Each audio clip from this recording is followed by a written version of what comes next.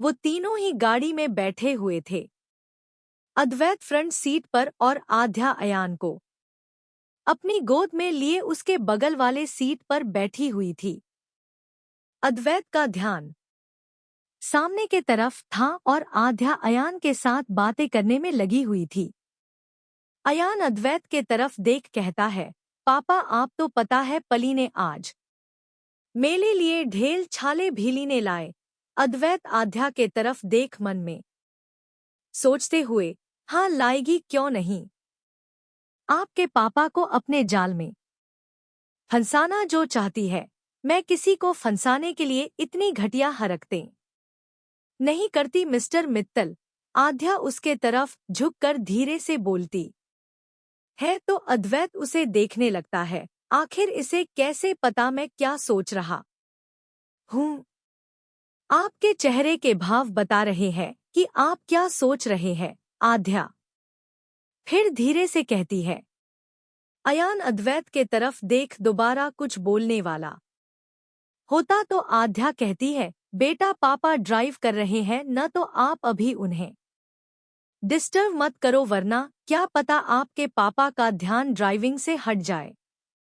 मैं ड्राइविंग में इतना भी कच्चा नहीं हूँ मिसेज मित्तल, तो आपको इसकी चिंता करने की जरूरत नहीं है, वो कहता है तो आध्या वापस से अयान से बातें करने लगती है। ऐसे ही लड़ते झगड़ते दोनों घर पहुंचते हैं।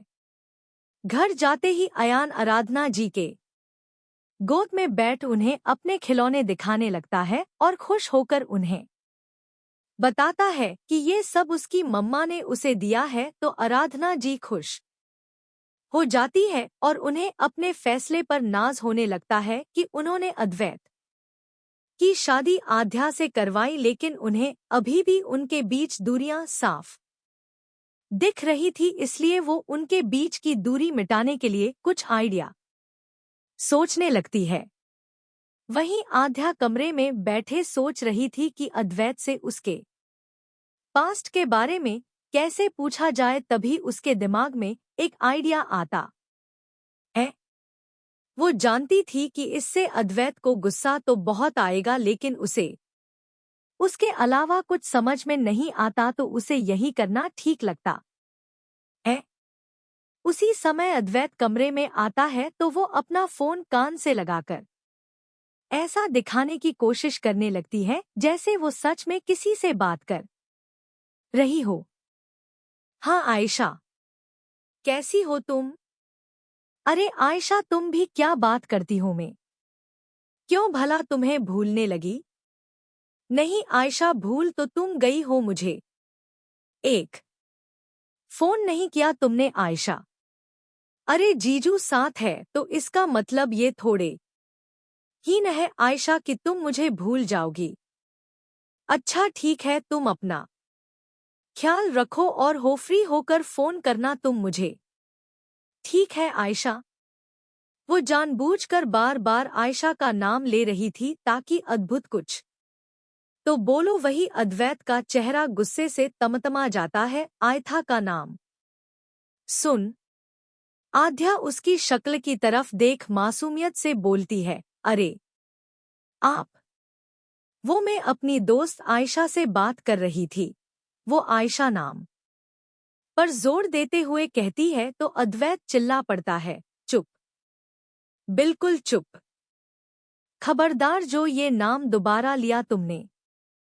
क्या हुआ मिस्टर मित्तल, आपको मेरी दोस्त का नाम पसंद नहीं आया क्या?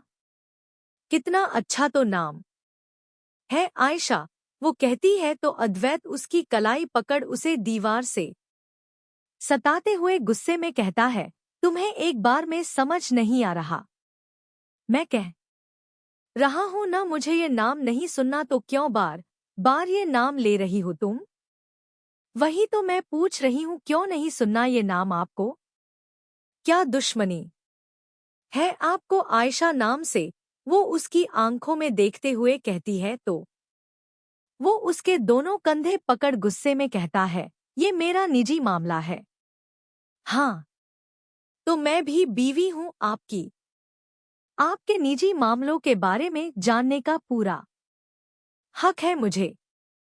आध्या कहती है तो अद्वैत गुस्से से दांत पिसते हुए, बस नाम की बीवी हो तुम।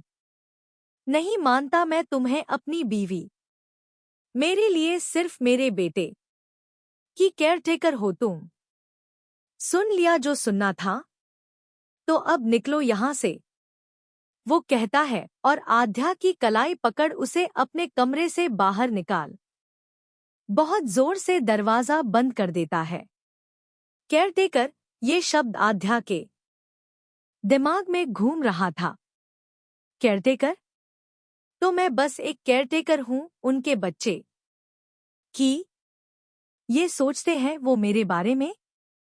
मुझे अपनी बीवी नहीं मानते समझती हूं, पर वो मुझे अयान की मां भी नहीं मानते। क्यों? बस केयरटेकर मानते हैं न वो। मुझे तो ठीक है, आज से वही हूं मैं। आध्या अपने आंखों से आंसुओं को पोंछते हुए कहती है।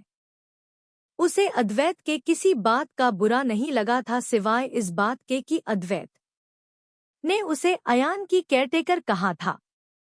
वो इन्हीं सब के बारे में सोचते हुए नीचे चली जाती है। वहीं अंदर अद्वैत अपने कमरे का सारा सामान इधर उधर फेंकते हुए कहता है, चली क्यों नहीं जाती मेरी यादों से तुम? जैसे मेरी जिंदगी से चली गई हो वैसे ही मेरी यादों और मेरे दिमाग से भी चली जाओ। तुम्हारे जिक्र से भी नफरत है मुझे, इतनी नफरत की तुम सोच भी नहीं सकती। इस बात को लगभग 2 हफ्ते बीत चुके थे, पर नहीं अद्वैत ने आध्या से बात करने की कोशिश की थी और नहीं आध्या ने अद्वैत से। वही सारे परिवार वालों को पता चल गया था कि उनके बीच कुछ अनबन हुई है और सारे परिवार वाले सोच रहे थे कि इन्हें पास कैसे लाया जाए। रात के समय, अद्वैत, तुम आध्या को कहीं घुमा क्यों नहीं लाते? कुछ दिनों बाद तुम्हारी शादी को 1 महीना हो जाएगा। आराधना जी अद्वैत और आध्या के तरफ देखते हुए कहती है। अरे नहीं सासू माँ, अभी कुछ दिनों पहले ही तो घर से आई हूँ मैं, और फिर अयान का ख्याल कौन रखेगा? रहने देते हैं न, अभी मेरा कहीं जाने का मन नहीं है। आध्या मुस्कुराते हुए कहती है। अरे भाभी, अयान का ध्यान रखने के लिए हम सब हैं न यहाँ, फिर आप उसकी टेंशन क्यों करती है? मैं तो कहता हूँ आप लोग मस्त अपना हनीमून प्लान करो, दक्ष कहता है। तो आराधना जी उसके कंधे पर मारते हुए कहती है, 1 नंबर के बेशर्म हो तुम। अद्वैत, वो जो मनाली वाला प्रोजेक्ट था न, मैं चाहता हूँ एक बार तुम उसे देख लो। वैसे तो वहां का काम लगभग खत्म ही हो गया है, पर फिर भी मैं चाहता हूँ एक बार तुम वहां जाकर चेक करो कि होटल ठीक से बना है या नहीं, या वहां कोई प्रॉब्लम तो नहीं है। राघव जी कहते हैं तो अद्वैत उनके तरफ देख बोलता है, कब जाना है? कल ही चले जाओ, और हाँ, तुम्हें होटल में रुकने की जरूरत नहीं है। वहां मेरे एक दोस्त एक घर खाली पड़ा है, तुम वहीं रुक जाना, वो कहते हैं। तो अद्वैत हाँ में सर हिला देता है। तभी आराधना जी कहती है, आध्या बेटा, तुम भी अद्वैत के साथ चली जाओ, इसी बहाने तुम भी घूम लोगी। पर सासू माँ मैं कैसे? वो हिचकिचाते हुए कहती है। एग्जैक्टली माँ, मैं वहां काम देखने जा रहा हूँ, घूमने नहीं, अद्वैत कहता है। तो आराधना जी उसे घूरते हुए कहती है, चुप रहो तुम। आध्या तुम्हारे साथ जाएगी, मतलब जाएगी, और तुम लोग 1 हफ्ते के लिए वहां जा रहे हो तो अपना सामान पैक कर लो। मैं कोई बहाना नहीं सुनना चाहती, वो कहती है। तो अद्वैत गुस्से से अपने कमरे में चला जाता है। आध्या भी अयान के साथ अयान के कमरे के तरफ बढ़ जाती है। उम्मीद करती हूँ कि इस 1 हफ्ते में उनका रिश्ता कुछ सुधर जाए, वो गहरी सांस लेते हुए कहती है। तो दक्ष कहता है, माँ। आप चिंता मत करो, भाभी सब संभाल लेंगी। अगले दिन आध्या अपना बैग लिए नीचे आती है तो अयान उसके पैरों से चिपकते हुए कहता है, पली मुझे भी आपते छात जाना है। आध्या आराधना जी के तरफ देखते हुए, सासू माँ, मैं अयान को भी अपने साथ ले जाती हूँ ना। प्लीज नहीं बेटा, वहां ठंड ज्यादा रहती है, अयान की तबीयत खराब हो जाएगी, वो आध्या से कहती है और अयान को अपनी गोद में उठा लेती है। अयान बेटा, मम्मा पापा जहां जा रहे हैं वहां बहुत ठंड होती है, आप दादी के साथ रहो, हम लोग बहुत से गेम्स खेलेंगे और आपको पता है चाचू आपके लिए नए खिलौने लाए हैं, आप उनसे खेलना नहीं चाहते? आप दादी के हाथ का बना हुआ केक नहीं खाना चाहते? वो उसे बहलाने की कोशिश करती है तो अयान उनके तरफ देखते हुए, पल मुझे पनीते हाथ ता तेत थाना है। हाँ बेटा, जब मम्मा वापस आएंगी तो आपको अपने हाथ से केक बनाकर खिलाएगी, पर तब तक आप दादी के हाथ का केक खा लो, वो कहती है तो अयान उन्हें देखता है और मुस्कुराते हुए कहता है, ठीक है दादी, पर पली जल्दी आ जाएगी ना? वो पूछता है तो आराधना जी मुस्कुराते हुए हाँ में सर हिला देती है। माँ, जब अयान आध्या के साथ रहना चाहता तो आध्या को यही रहने दीजिए न, वैसे भी वो वहां जाकर क्या करेगी? अद्वैत आध्या को देखते हुए कहता है तो आराधना जी उसे घूरते हुए कहती है, क्या करेगी मतलब? घूमेगी फिरेगी और क्या? तुम्हें नजर नहीं आता कितनी उदास रहने लगी है वो? घूमने के बहाने ही उसका मूड थोड़ा ठीक हो जाएगा, इसलिए वो जरूर जाएगी। उनके कहने से अद्वैत 2 पल आध्या को घूरता है और फिर जाकर गाड़ी में बैठ जाता है। बेटा, आप कहो तो मैं न जाऊं आपको छोड़कर? आध्या अयान को देख कहती है तो आराधना जी उसे घूरने लगती है। ये देख वो अयान के गाल चूमते हुए कहती है, मम्मा जल्दी आएगी बेटा। उसके बाद वो भी जल्दी से गाड़ी में बैठ जाती है तो आराधना जी गहरी सांस लेती है और अयान को लिए अंदर के तरफ चली जाती है। आज गाड़ी ड्राइवर चला रहा था तो आध्या और अद्वैत दोनों ही पीछे बैठे हुए थे। आध्या खिड़की से बाहर देख रही थी, वहीं अद्वैत अपना फोन चला रहा था, लेकिन उसकी नजर आध्या पर थी। तुमने जानबूझकर कर किया न ये? अद्वैत अपने फोन में देखते हुए कहता है तो आध्या उसकी तरफ मुड़ नासमझी से कहती है, क्या जानबूझकर कर किया है मैंने? इतनी भोली बनने की जरूरत नहीं है आध्या, तुमने जानबूझकर मेरे परिवार के सामने उदास होने का नाटक किया न, ताकि वो हमें एक साथ घूमने भेज दे। अद्वैत इस बार उसके तरफ देखते हुए कहता है, आपने मुझे समझ क्या रखा है? कोई घटिया गिरी हुई लड़की हूं मैं, जो आपके साथ ऐसे घूमने के लिए घटिया चाले चलेगी? मैंने उनके सामने उदास होने का नाटक नहीं किया था। इनफैक्ट मैं उनके सामने उदास रही ही नहीं, लेकिन शायद उन्हें मेरी तकलीफ दिख गई। अब सब आपके जैसे तो हो नहीं सकते न। आध्या गुस्से में मुस्कुराते हुए कहती है, अच्छा तकलीफ? ऐसी भी कौन सी तकलीफ है तुम्हें? अच्छे से खा पी रही हो, रह रही हो, जो मन कर रहा है पहन रही हो, फिर कौन सी तकलीफ है तुम्हें? मैंने जबरदस्ती की तुम्हारे साथ, या तुम्हें फिजिकली टॉर्चर किया? नहीं ना, फिर किस बात की तकलीफ है तुम्हें? अद्वैत उसे घूरते हुए गुस्से में कहता है।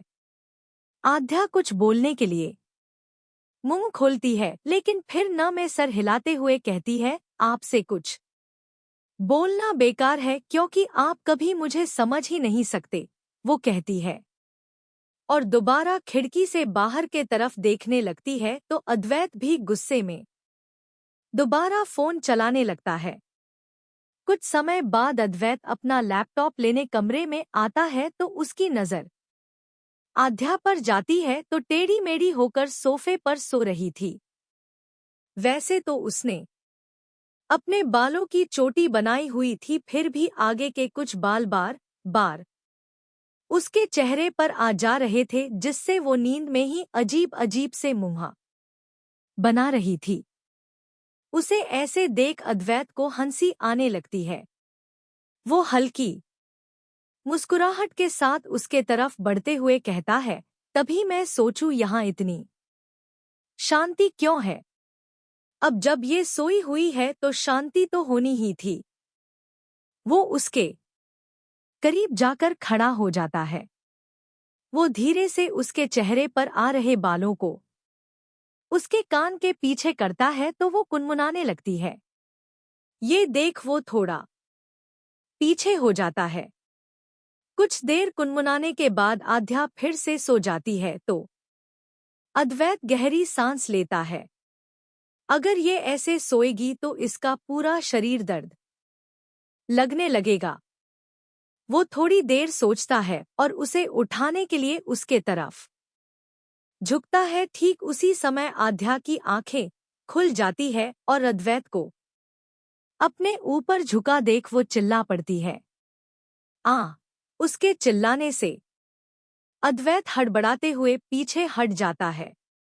ये हर समय चिल्लाना जरूरी है तुम्हारा, वो चिढ़ते हुए कहता है तो वो उसे घूरने लगती है। मिस्टर अद्वैत मित्तल, पहले तो मुझे ये बताइए कि आप मुझ पर झुके हुए क्यों थे। वो उसे उंगली दिखाकर घूरते हुए कहती है। इरादा क्या था आपका हाय? कहीं आप मेरा फायदा तो नहीं उठाने वाले थे ना? आध्या अपनी आंखें बड़ी करते हुए कहती है तो अद्वैत उसे घूरने लगता है। एक्सक्यूज मी, तुम्हें दिन में जगी आंखों से सपने देखने की आदत है क्या? मतलब में अद्वैत मित्तल, तुम्हारा फायदा उठाऊंगा? सपने तो बड़े कमाल के देखे हैं तुमने, पर अफसोस मेरा खुद पर बहुत अच्छा कंट्रोल है जो तुम कभी नहीं हिला सकती। अद्वैत चिढ़ और गुस्से से उसे देखते हुए कहता है। अच्छा तो फिर मुझ पर इस तरह क्यों झुके हुए थे आप? मेरे होठों को चूमना चाहते थे क्या आप? वो उसके नजदीक खड़ी होकर उसकी आंखों में देखते हुए कहती है। लिसन, तुम सोफे पर सोई हुई थी। अगर तुम वैसे ही सोई रहती तो फिर तुम्हारी कमर अकड़ जाती और तुम मेरे घरवालों से मेरी शिकायत करने बैठ जाती, जो मैं नहीं चाहता। इसलिए मैं तुम्हें बिस्तर पर सुलाना चाहता था, वो उससे कहता है तो आध्या कुछ पल अपनी आंखें झपकाते हुए उसे देखती है और फिर कमरे से बाहर जाने लगती है। देखो ये इंदौर नहीं मनाली है, इसलिए घर से बाहर जाने का सोचना भी मत। अद्वैत उसे कमरे से बाहर जाते देख बोलता है तो आध्या चिढ़ते हुए कहती है, किचन में जा रही हूं मैं अपने लिए चाय बनाने। वो 2 कदम आगे बढ़ती है लेकिन फिर रुकते हुए कहती है, इतनी जल्दी आपको मुझसे छुटकारा नहीं मिलने वाला मिस्टर मित्तल, इसलिए ये ख्याल अपने दिमाग से निकाल दीजिए कि मैं कहीं भाग जाऊंगी। और हाँ, चाय पीना हो तो बता दीजिएगा, आपके लिए भी बना दूंगी। वो क्या है ना, आपकी कॉफी इतनी ठंड में आपको वो राहत नहीं देगी जो अदरक वाली चाय देगी, वो कहती है और अपने बाल झटकते हुए वहां से चली जाती है। वो तो चली गई, पर उसकी बातों ने अद्वैत को एक बार फिर आयशा की याद दिला दी थी और न चाहते हुए भी वो एक बार फिर उसकी यादों में खो जाता है। फ्लैशबैक। अद्वैत क्या तुम हमेशा कॉफी लेकर बैठ जाते हो? कभी तो चाय पी लिया करो। आयशा अद्वैत के बगल में बैठ उससे कॉफी का कप छीन उसे चाय का कप पकड़ाते हुए कहती है। प्लीज आयशा, इस मामले में नहीं। मेरी कॉफी की जगह मेरी लाइफ में कोई नहीं ले सकता। वो उससे कॉफी का कप लेने की कोशिश करते हुए कहता है तो आयशा क्यूट सा फेस बनाते हुए कहती है, प्लीज मेरे लिए एक बार चाय ट्राई करके देखो। तुम्हें बहुत पसंद आएगा। वैसे भी ठंड का मौसम है और ठंड के मौसम में जो राहत अदरक वाली चाय से मिलती है वो कॉफी से नहीं मिलती। ठीक है, पर बस तुम्हारे लिए। वो चाय का कप पकड़ते हुए कहता है तो आयशा मुस्कुरा देती है। अद्वैत अजीब सा मुंह बनाते हुए चाय की पहली घूंट पीता है और कहता है, हम इतनी भी बुरी नहीं है ये। उसके बाद वो धीरे धीरे चाय पीने लगता है। वही उसे मुंह बनाते देख आयशा हंसने लगती है। बहुत हंसी आ रही है तुम्हें। रुको, अभी बताता हूँ। वो उसे घूरते हुए कहता है तो आयशा उठकर वहां से भाग जाती है और अद्वैत उसके पीछे भागने लगता है। वो सब याद कर अद्वैत के चेहरे पर हल्की मुस्कुराहट आ जाती है, जिसमें तकलीफ और गुस्सा दोनों था। वो सोचने लगता है, तुमने मेरी हर आदत बदली और फिर खुद बदल गई। अब जब मैं उस पल के बारे में सोचता हूँ तो ऐसा लगता है कि कितना बेवकूफ था मैं जो बिना तुम्हें जाने तुमसे प्यार कर बैठा और उसका हर जाना अब तक भर रहा हूँ। वो लड़की जो मेरे बेटे को खुश रखने की हर मुमकिन कोशिश कर रही है, उसके लिए मैं क्या कर रहा हूँ? कुछ नहीं, कुछ भी नहीं। क्योंकि तुमने मेरे भरोसे को इस कद्र तोड़ा है कि मैं चाहकर भी आध्या पर भरोसा नहीं कर पा रहा। जब जब उसके पास जाता हूँ तो ऐसा लगता है कि कहीं मुझे प्यार हो जाने के बाद वो भी तुम्हारे जैसे मुझे धोखा न दे दे, मुझे छोड़कर न चली जाए। कितना खुशमिजाज इंसान था मैं, और तुमने मुझे क्या बना दिया? एक खड़ूस इंसान जो सीधे मुंह किसी से बात तक नहीं करता। वो आंखें बंद कर एक लंबी सांस लेता है और अपने भावहीन चेहरे के साथ कमरे से बाहर निकल जाता है। उसके चेहरे को देख कोई कह ही नहीं सकता कि ये इंसान अभी गुस्से या तकलीफ में था। वही किचन में आध्या अपने लिए चाय बना रही थी और आयशा के बारे में ही सोच रही थी। पता नहीं तुमने क्या किया है मेरे पति के साथ? मुझे आज भी याद है जब मैं उनसे पहली बार मिली थी। कितने खुशमिजाज इंसान थे वो। फिर तुमने ऐसा भी क्या कर दिया जो एक खुशमिजाज इंसान इतने खड़ूस और अकड़ू बन गए? वो भले ही दिखाते न हो पर तकलीफ तो उन्हें आज भी होती है तुम्हारा नाम सुन। और वो अपनी तकलीफ का रोना नहीं रोना चाहते किसी के सामने, इसलिए तो अपने तकलीफ को गुस्से या चिढ़ के जरिए बाहर निकालते हैं। कैसे पता लगाऊं तुम्हारे बारे में? क्योंकि जो मुझे तुम्हारे बारे में बता सकता है वो तो खुद तुम्हारा नाम तक नहीं सुनना चाहता।